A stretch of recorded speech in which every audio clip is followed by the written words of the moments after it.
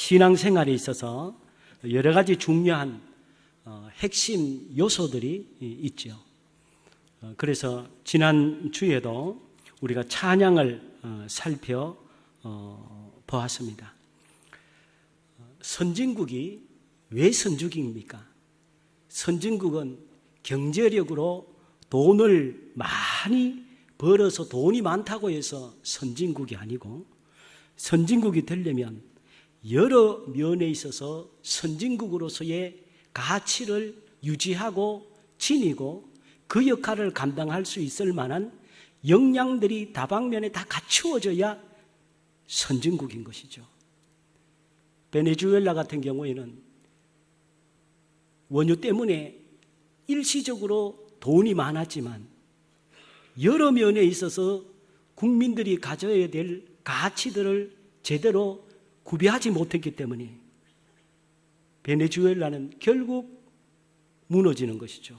아르헨티나 역시 마찬가지고, 오늘 우리가 신앙생활에 있어서도 어느 한 면만 잘한다고 해서 신앙이 여러 면에 있어서 온전하게 세워지는 것 아니고, 주님이 말씀하시는 여러 요소들 가운데 신앙의 핵심 가치들 여러 가지들을 우리가 두루두루 겸비할 때에 신앙이 온전하게 되고, 사탄 마귀가 넘어뜨리기 위해서 공격해도 무너지지 아니하고 반석 위에 세워진 성도들처럼 온전해질 수 있는 것이죠. 그래서 지난주에 우리는 찬양에 대해서 살펴보았습니다. 오늘은 기도에 대해서 함께 살펴보면서 은혜를 나누기를 원합니다. 기도라고 하는 것은 우리가 평소에 아무리 많은 시간을 들여서 기도하고 있다고 해도 하나님 앞에서 나는 기도를 많이 하고 있다, 충분히 하고 있다고 말하기는 어려울 것입니다.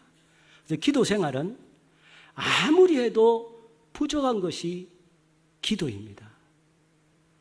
그래서 이 기도를 우리가 살펴보면서 우리가 평소에 기도하면 떠오르는 여러 가지 내용들이 있습니다. 근데 오늘은 그런 것들은 평소에 우리가 많이 알고 있고 언제든지 알 수 있는 것인데, 오늘은 기도라는 것에 대해서 우리가 간과하기 쉬운 부분들을 살펴보면서 은혜를 나누기를 원합니다. 성경에서 최초로 기도하는 것이 기록되어 있는 것이 어디일까요? 창세기 4장 26절에 보면 이런 말씀이 있습니다. 셋도 아들을 낳고 그의 이름을 에노스라 하였으며 그때의 사람들이 비로소 여호와의 이름을 불렀더라. 아벨이 죽고 하나님께서 셋이라고 하는 아들을 대신해 주십니다. 이 셋이 아들을 낳았는데 이름을 에노스라고 지었습니다. 이 에노스라는 이름의 뜻을 보면 연약하다, 유한하다, 부족하다, 그리고 죽어야 하는 한계가 있다, 이런 뜻이 에노스입니다. 아마 이 셋은 아들을 낳고 하나님이 없이 사는 인간의 연약함을 너무 잘 알았기 때문에 아들의 이름을 에노스라고 짓게 되고, 그 에노스 시대에 비로소 사람들이 여호와의 이름을 불렀더라. 여기서 여호와의 이름을 불렀다고 하는 얘기는 그저 하나님의 이름을 불렀다는 것이 아니고 이때부터 공식적인 예배가 시작이 되었다고 보면 좋겠습니다. 예배에는 여러 가지 요소가 있습니다. 지난주에 살펴본 찬송도 중요한 예배의 요소입니다. 또 하나 중요한 요소가 예배 가운데는 하나님께 드리는 기도입니다. 에노스가 유한합니다. 부족하다는 것을 깨닫고 하나님 없이는 이 세상을 인간은 살 수 없다는 것을 알고 하나님 앞에 예배를 드리면서 기도를 올려드리는 것입니다. 예배는 하나님께 드리는 것이죠. 기도 역시 하나님 앞에 우리의 마음을 올려드리는 것입니다. 그러면 이 기도의 정의를 성경은 어떻게 말씀하고 있을까요? 여러 가지 기도에 대한 내용들이 많이 있습니다만은 첫 번째로 보면 성경에 보면 기도는 뭐냐? 기도는 아름다운 희생의 향기다. 이렇게 표현합니다. 기도는 아름다운 희생의 향기다. 왜 하나님은 우리가 드리는 기도를 아름다운 향기라고 말씀할까요? 그냥 기도면 기도인 것이지 왜 기도를 특별히 아름다운 향기라고 표현하는 것입니다. 계시록 5장 8절에 보면 주님이 말씀하십니다. 그 두루마리를 취하심에 내 생물과 24장로들이 그 어린 양 앞에 엎드려 각각 금은거와 향이 가득한 그 대접을 가졌으니 이 향은 성도의 기도들이라. 왜 하나님께서는 우리의 기도를 아름다운 향기로 받으실까요? 그 이유는 예수 그리스도께서 향기이시기 때문입니다. 예수님이 향기 그 자체이시기 때문에 우리가 드리는 기도가 향기가 되는 것입니다. 구약의 성전 지성소 앞에는 분향단이 있었습니다. 즉 모세를 통해서 성막을 세우게 하시면서 지성소 안에 언약궤가 있었습니다. 법궤가 있었죠. 이 법궤를 들어가기 직전에 휘장이 걸려 있고 휘장 바로 앞에 분향단이 있었습니다. 이 분향단이 의미하는 것이 무엇일까요? 여기에 우리 하나님께서는 제사장들에게 하루에 아침과 저녁 한 번씩 하루에 2번 반드시 분향단에 들어가서 분향단에 소금과 4가지 향품을 함께 불로 향기를 내도록 명령하십니다. 출애굽기 30장 7절 8절에 보니까 아론이 아침마다 그 위에 향기로운 향을 사르되 등불을 손질할 때에 살을 찌며 또 저녁 때 등불을 켤 때에 살을 찌니 이 향은 너희가 대대로 여호와 앞에 끊지 못할지며 아침 저녁으로 하루에 2번 반드시 분향단에 향을 하나님 앞에 피우도록 했습니다. 여기에 4가지 향이 들어갔습니다. 첫 번째는 소합향입니다. 향나무 껍질로 이해할 수 있는데 향나무의 향기는 늘 나는 것입니다. 무엇을 상징합니까? 소합향은 항상 기도하시는 예수 그리스도. 그 다음에 2번째는 나감향을 함께 피웠습니다. 나감향은 조개와 굴 껍질을 빻아서 추출한 향이 나감향입니다. 이것은 우리 하나님의 뜻에 순종하셔서 겟세마네 동산에서 핏방울이 되도록 당신을 희생하시고 주님 앞에 순종하시는 예수 그리스도를 상징합니다. 3번째 풍자향이 있습니다. 이것은 회향풀의 향이라고 하는데 아주 강한 향이 풍자향입니다. 이것은 치유하시는 예수 그리스도. 4번째가 유향입니다. 이 유향은 썩는 냄새를 방지하는 향입니다. 죄악과 죽음을 이기신 예수 그리스도를 의미합니다. 그리고 마지막에 소금을 함께 섞었습니다. 이 소금은 변함없이 언약을 반드시 지키시는 예수 그리스도. 그래서 분향단에서 향을 피우는 이 향은 예수 그리스도를 의미합니다. 예수 그리스도는 우리 하나님 앞에 아름다운 향기이십니다. 그래서 모든 기도는 하나님 앞에 드릴 때에 반드시 예수 그리스도의 이름으로 기도해야 됩니다.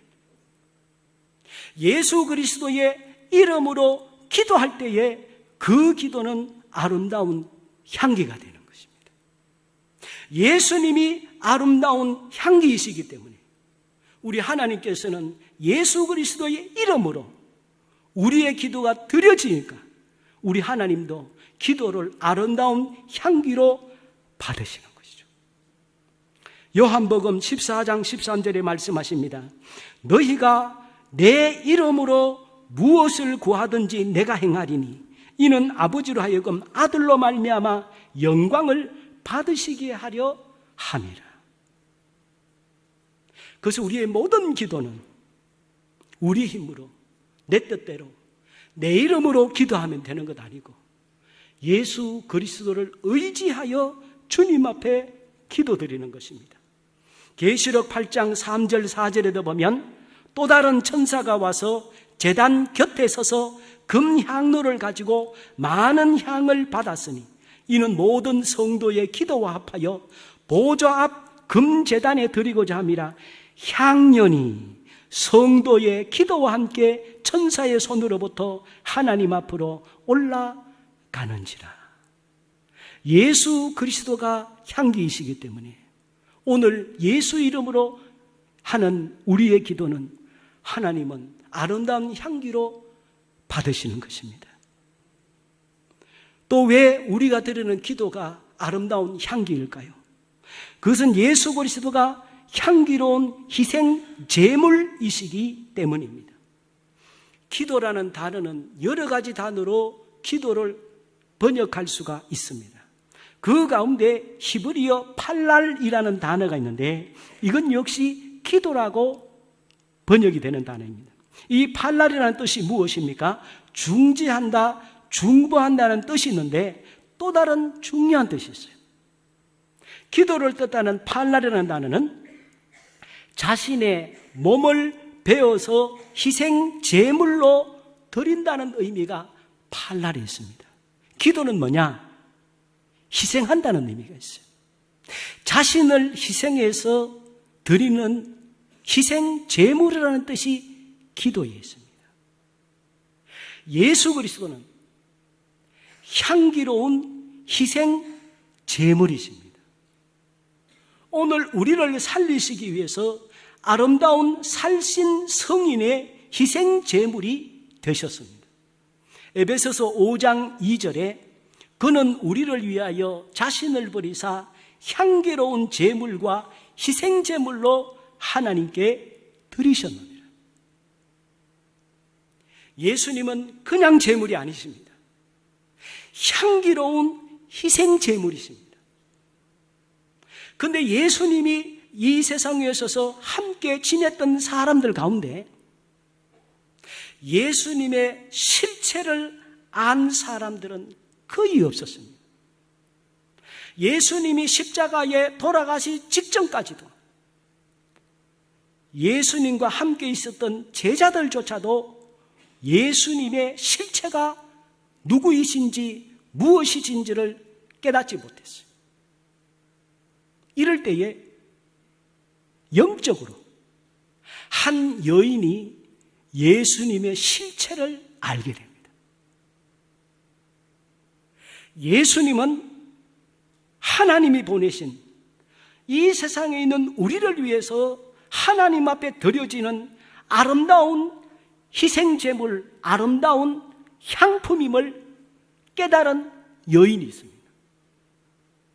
이 여인이 유일하게 예수님이 십자가를 지시려고 예루살렘에 가시던 그 직전에 이 예수님을 이 여인이 찾아와서 자신이 가지고 있는 향유 옥합, 그 비싼 향유를 깨뜨려서 예수님의 머리에 향유를 부어버립니다.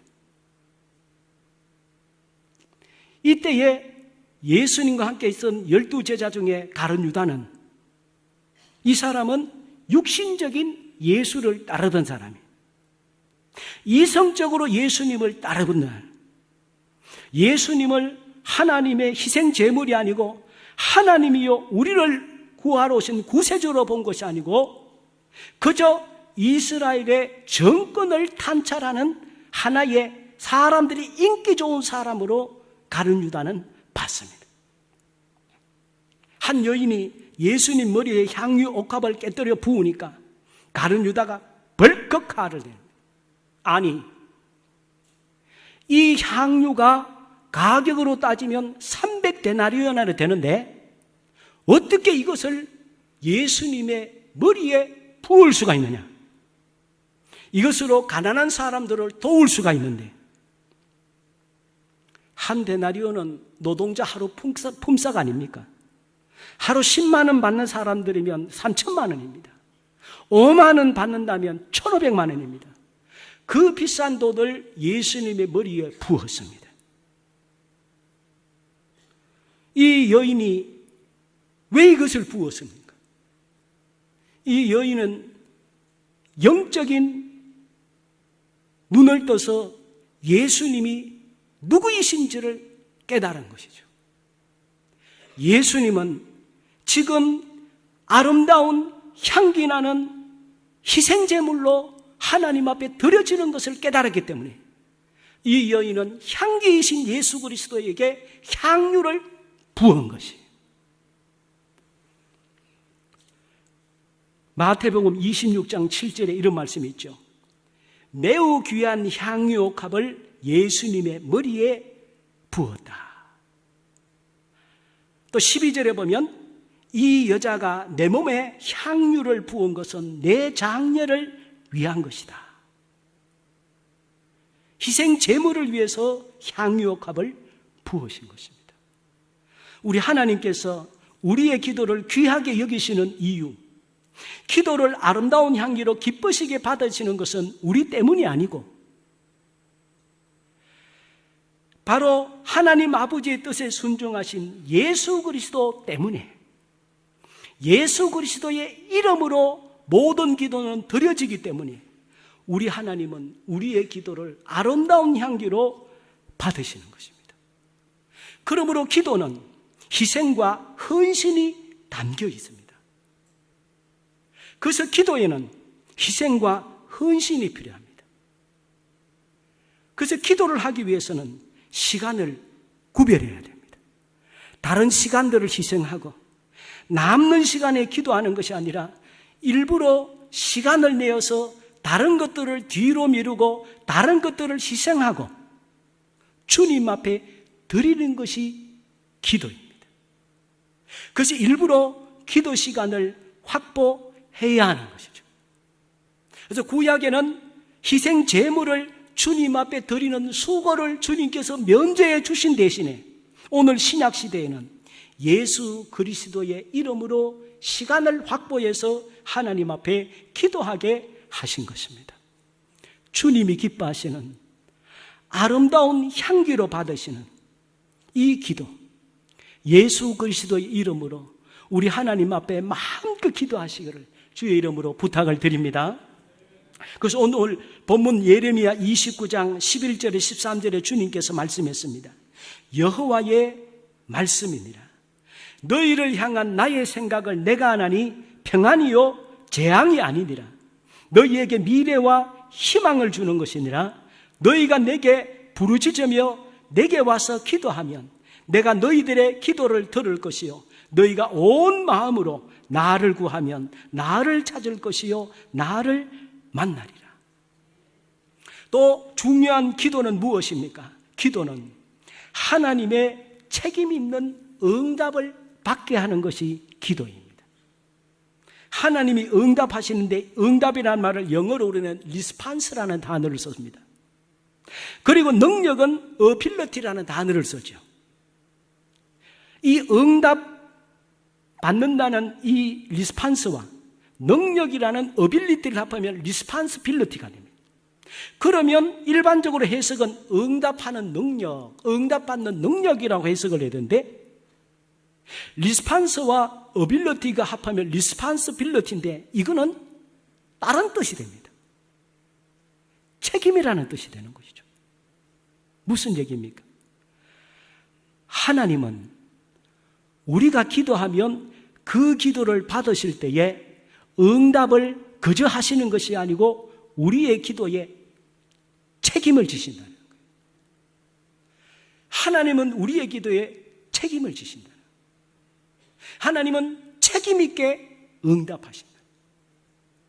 그래서 책임 있는 하나님의 응답의 내용을 보면 하나님은 우리의 기도를 외면하지 않으십니다.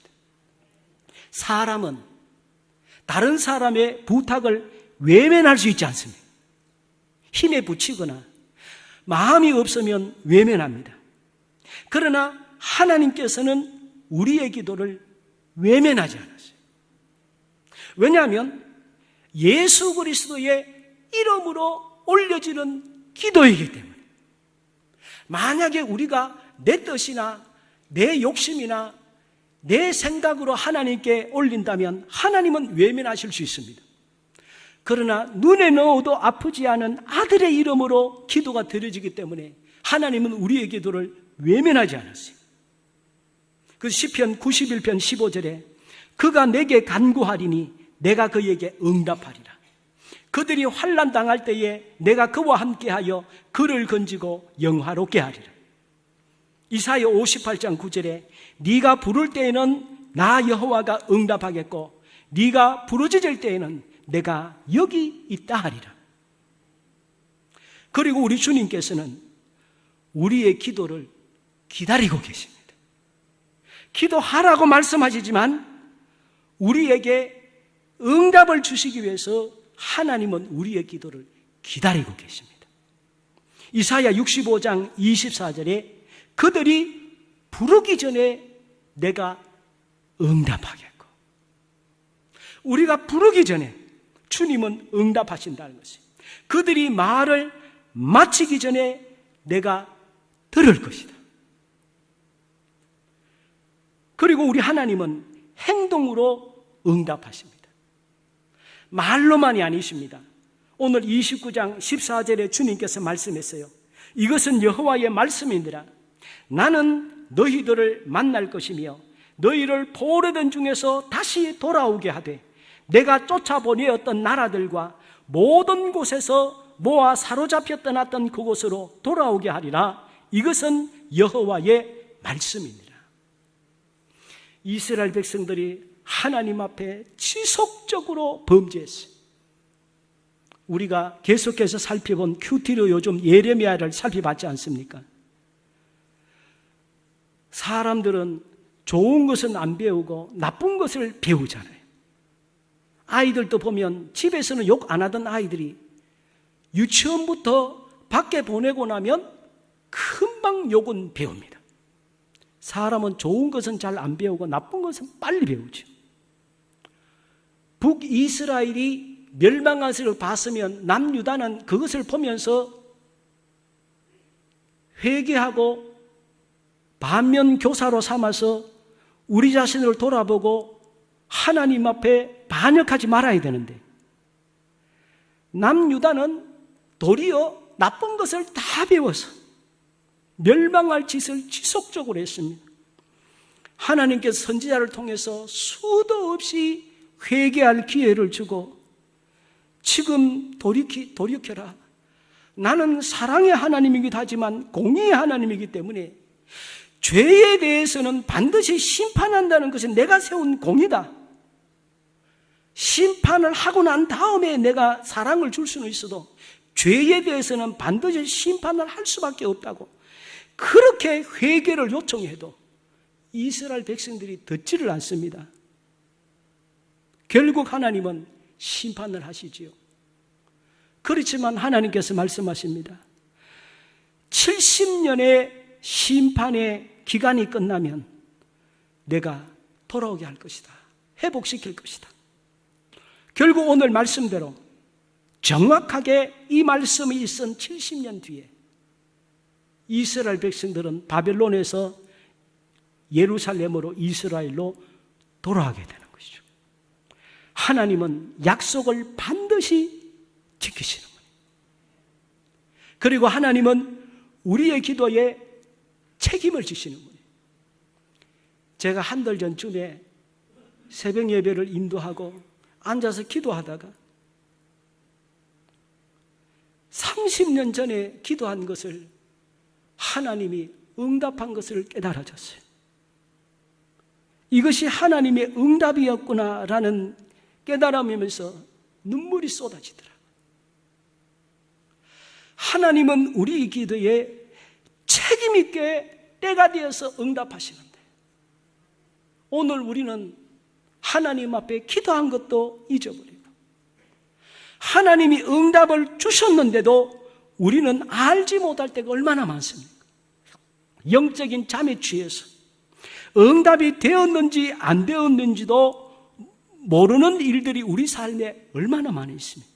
그리고 하나님께서 응답 안 하셨다고 불평하고 있지 않습니까? 하나님 앞에 울면서 회개했습니다. 하나님, 용서하십시오. 주님은 제가 그 젊은 시절에 기도한 것을 잊지 않으시고 주님이 응답해 주셨군요. 하나님, 감사합니다. 내가 주님이 어떤 분임을 제가 이번에 또 알았습니다. 하나님, 감사합니다.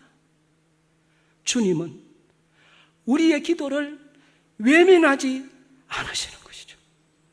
우리 하나님은 반드시 우리의 기도에 책임 있게 응답하는 분이심을 믿으시기 바랍니다. 믿으시기 바랍니다. 주님은 책임을 주시는 분이에요. 우리는 우리 자식이 아무리 욕을 해도 우리가 능력이 안 되면 책임을 못 지잖아요. 그러나 우리 하나님은 우리의 기도를 책임지실 수 있는 분입니다. 마지막으로 더 중요한 것이 있습니다. 하나님이 책임 있게 응답하시는 분이고, 기도가 하나님이 받으시는 이유는 우리 때문에 받는 건 아니고 아버지의 뜻에 죽도록 순종하신 예수 그리스도 때문에 우리의 기도를 하나님은 받으시는 것이. 그런데 기도 드릴 때에 중요한 것은 잊지 말아야 될 것이 있습니다.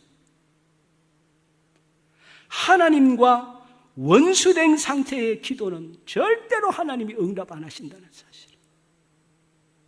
하나님의 심사를 뒤틀리게 해놓고 하나님의 말씀에 불순종하면서, 하나님, 내게 지금 이것도 부족하고 저것도 해야 되겠고, 아무리 바알 선지자, 아세라 선지자가 하루 종일 잊지도 않은 신 앞에 자기 몸을 상하면서 부르짖어도 응답이 안 됐듯이, 하나님의 마음에 합하지 않은 생활을 하면서 하나님 앞에 기도하면 하나님은 응답하지 않습니다. 그러므로 정말 중요한 것은 오늘 우리가 하나님의 마음을 기쁘게 해야 됩니다. 그래서 예수님께서도 이 세상에 계실 때에 아들 아닙니까? 아들이 아버지의 눈치를 뭐 그렇게 볼 게 있습니까? 그런데 예수님은 우리에게 말씀하십니다. 나는 아버지의 뜻이 아닌 것은 말 한마디, 행동 한마디 나는 안 한다. 그래서 예수님이 기도 시간을 많이 가진 거예요. 그렇게 바쁘면서도 한적한 따라가셔서 우리 하나님 아버지, 제가 지금 잘하고 있는 거지요? 제가 지금 십자가의 길을 주일 아버지께 내게 말씀하지 지금 가고 있는 거 맞지요? 계속 아버지께 묻는 거예요. 예수님에게 능력이 없습니까? 뭐가 없습니까? 그럼에도 예수님은 아버지의 뜻을 어기지 않기 위해서 아버지의 뜻에 순종하면서 한 걸음 한 걸음 살아가셨어요. 왜 그러셨습니까? 오늘 우리에게 나처럼 아버지의 뜻에 맞는 삶을 살아라. 이것이 바로 그리스도인의 삶이다. 그래서 오늘 우리가 주님 앞에 기도하는 시간을 많이 갖는 것도 중요하면 정말 중요한 정제 조건은 하나님의 말씀에 순종하는 것입니다. 하나님을 기쁘시게 하는 생활을 하는 것입니다. 사울을 보십시다. 사울이 전쟁에 나가서 승리했습니다. 근데 하나님께서는 나는 불의한 재물을 원하지 않는다. 그러나 사울은 어떻게 했습니까? 하나님의 말씀에 불순종해서 자기 욕심에 따라 좋은 것을 뒤로 다 착복을 했어요. 다 착복했어요. 그리고는 하나님 앞에 제단을 쌓는다고 제물을 잡아놓고 제사를 드렸어요. 하나님께서 사무엘 선지자를 통해서 뭐라고 말씀하셨어요? 아주 우리 하나님께서 싫어하셨어요. 그리고 말씀하시죠. 사무엘상 15장 22절에 여호와께서 번제와 다른 제사를 그의 목소리를 청종하는 것을 좋아하신 같이 좋아하시겠나이까? 하나님이 지금 당신이 하는 형식적인 제사, 이거를 하나님이 지금 받으실 것 같습니까? 하나님을 어떻게 속입니까? 하나님은 제사를 원하는 것 아니고 짐승 잡아 죽이는 거 원하는 것 아니고 순종을 원합니다.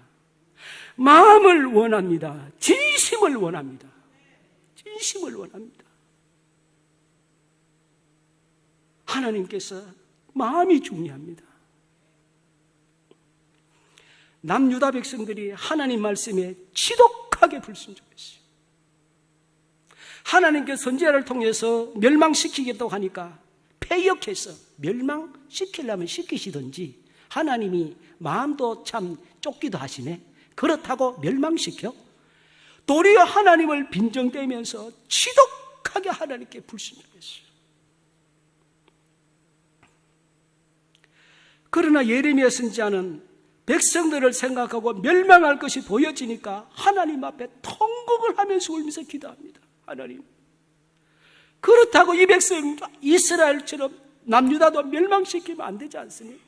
하나님 좀 도와주세요. 살려주세요. 예레미야 울면서 기도하니까 하나님께서 예레미야에게 말씀하시죠.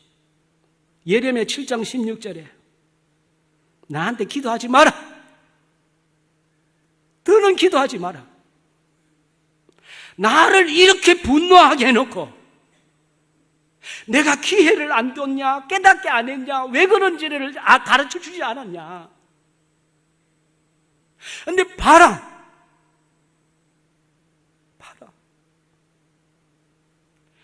그들을 위하여 불의로 구하지 말라. 내게 간구하지 말라. 내가 네게서 듣지 아니하겠다.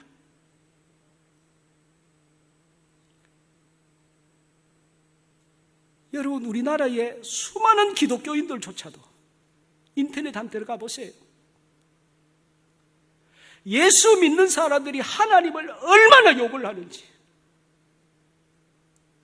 저는 꼭 이스라엘 백성들 보는 것 같아요. 이 절체절명의 상황 속에서 이 나라를 붙잡고 저는 통곡하고 싶어요. 울고 싶어요. 울고 싶어요. 울고 싶어요. 우리나라가 우리 스스로를 지킬 수 없잖아요. 그런데 우리나라가 하는 행동들 보세요. 막 정말 눈물이 나서 견딜 수가 없어요. 지금 당장 우리나라가 멸망한들 우리가 하나님 앞에 억울하다고 말할 건덕지가 뭐가 있나요?